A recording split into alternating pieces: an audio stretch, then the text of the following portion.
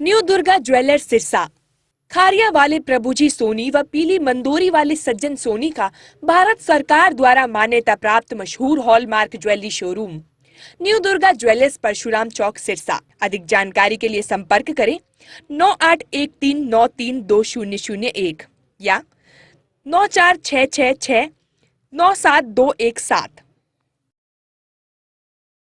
हमारे जो कुछ दिन पहले 90 किलो अफीम पकड़ी थी, जो राजस्थान और हरियाणा पुलिस ने मिलकर जॉइंट टीम से, उसमें कुछ ऐसे खुलासे आए जो कि काफ़ी हमारे मुलाजिम ने इररिस्पॉन्सिबल एक्ट किया और इलीगल एक्ट किया। हमारे एक ASI रणवीर ने उसमें से कुछ अफीम निकाल कर जो है किसी और को हैंड ओवर कर दी, जो शमशेर नाम के एक व्यक्ति को, एक प्राइवेट पर्सन को। और जैसे ही हमें ये पता चला अपना सोर्स रिपोर्ट पे, तो हमने उस पर FIR कर दी और ASI रणवीर को हमने उसमें गिरफ्तार कर लिया और साथ के साथ ही पुलिस ने उसको, हरियाणा पुलिस ने डिसमिस भी कर दिया।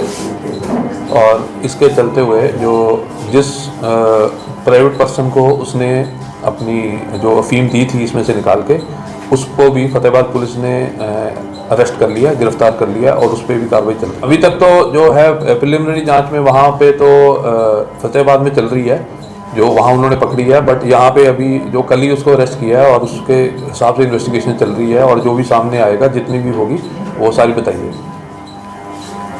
सर, इसमें और भी कोई लोग शामिल होने की?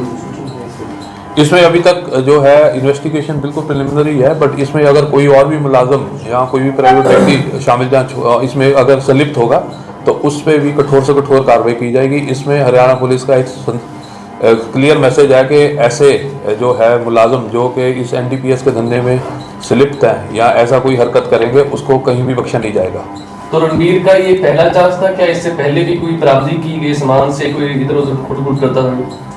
नहीं, ये अभी तो जो हमारे पास सामने आया, पहले ही अभी यहाँ से ट्रांसफ़र हो गया, अभी हांसी से यहीं पे थोड़े दिन पहले ही आया था और यहाँ पे जैसे ही इसको एक केस दिया, इसमें उसमें खुर्द-बुर्द की है। अभी इससे जो है रिमांड ली जाएगी और पूछताछ की जाएगी। उस ऑपरेशन के अंदर डिंग पुलिस थाना की और भी अधिकारी और कर्मचारी थे, क्या उनको भी पूछताछ में लिए गए? अगर जो भी इसमें मुलाजम संलिप्त पाया जाएगा इसकी खुर्द-बुर्द में, उसको बिल्कुल भी बख्शा नहीं जाएगा और उसको भी जो एक्शन इसके अगेंस्ट हुआ है, FIR हुई है, अरेस्ट हुआ है, डिसमिस किया गया, वही एक्शन उनके अगेंस्ट भी होगा। कैसे डिस्क्लोज हो पाया ये हमारे सोर्स रिपोर्ट थे, उससे पता चला था हमको। जिस युवक को दी गई थी अफीम, वो कहाँ का रहने वाला था? उसको अरेस्ट कर लिया गया या नहीं किया? उसके खिलाफ फतेहाबाद पुलिस ने जो है FIR करके उसको अरेस्ट कर लिया गया। उसका नाम शमशेर है। बाकी जो उसकी कार्रवाई फतेहाबाद में चल रही है। फतेहाबाद का रहने वाला था या आसपास के गांव का रहने वाला? वो फतेहाबाद पुलिस को ज़्यादा पता होगा, बट से हमारे पास जो अभी प्रिलिमिनरी इन्वेस्टिगेशन में फतेहाबाद का ही रहने वाला है। सर, प्राइमरी इन्फॉर्मेशन में कैसे पता लगा है? क्योंकि इस तरीके का कोई मादक पदार्थ होता है तो उसे सील किया जाता है पहले, तो सील करने के बाद उसे स्टॉक किया जाता है, तो किस तरीके से उसने आगे अपने वो अभी उसको अरेस्ट कर लिया है और ये अभी बिल्कुल जो प्राइमरी स्टेज है उससे पूरी पूछताछ की जाएगी कि उसने कहाँ से और कैसे सामान निकाला, प्लस और भी इसके अलावा भी किसी को और एक्स्ट्रा निकाला या कोई रिप्लेस किया, वो सारा जांच की जाएगी। जो फतेहाबाद में गिरफ्तार हुआ था उससे कितने ग्राम मिली थी?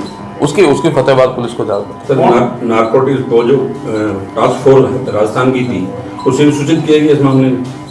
नहीं, ये जो केस है 90 किलो का, ये NCB में ट्रांसफर हो गया है। जो NCB अपना नारकोटिक्स कंट्रोल ब्यूरो चंडीगढ़, उनके पास कल से ट्रांसफर हो गया। वो केस जो हैंड ओवर उनको कर दिया गया। अब आगे उसकी जो इन्वेस्टिगेशन वही करेंगे।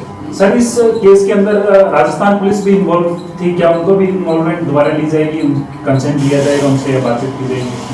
वो मौके पे थे। वहाँ जो ट्रक से निकाली गई तो प्रॉपर उसका ई-साक्ष्य बना हुआ है।